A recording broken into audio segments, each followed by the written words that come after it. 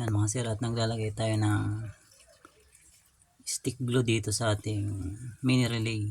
Yan, para silyado. Lalagyan natin ng glue yan. Yan.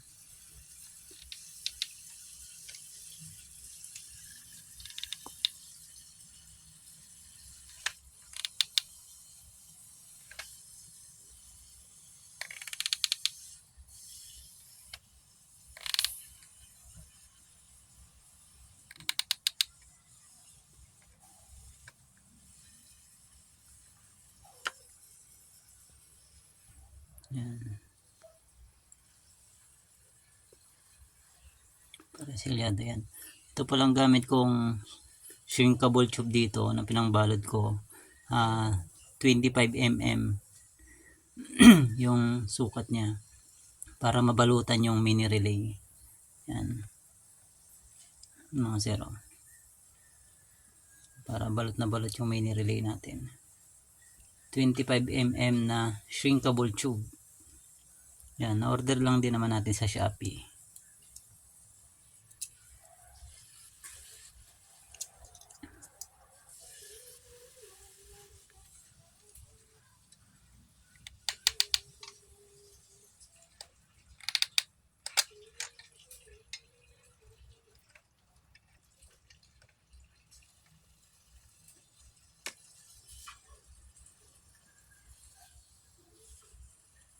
Ganda ng pagkakatunaw ng ano.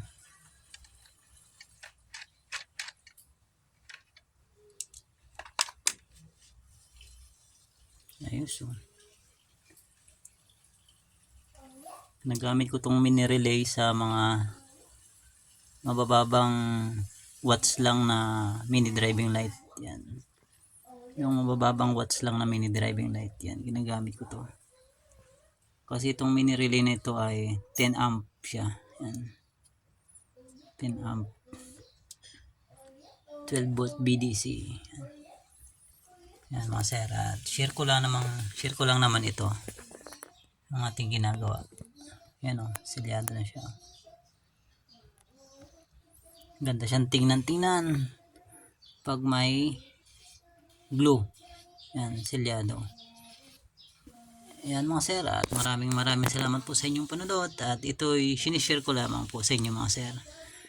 Kung sakali pong gayahin nyo po ito, yan. Itong gamit nating shrinkable tube ay 25 mm. Yan po mga sir. Yan lamang mga sir, at maraming salamat po sa inyong panonood. Yan. Tapos na nating lagyan ng mga glue lahat. Yan. Sealed na siya. Yan. Gandang tingnan. Gandang tingnan, no? Mga silyado na siya. Yan. Ito yung gamit nating glue gun. Yan. Inco. Natin yan. Maganda yung pagkakatunaw niya kasi 100 watts siya. Yan.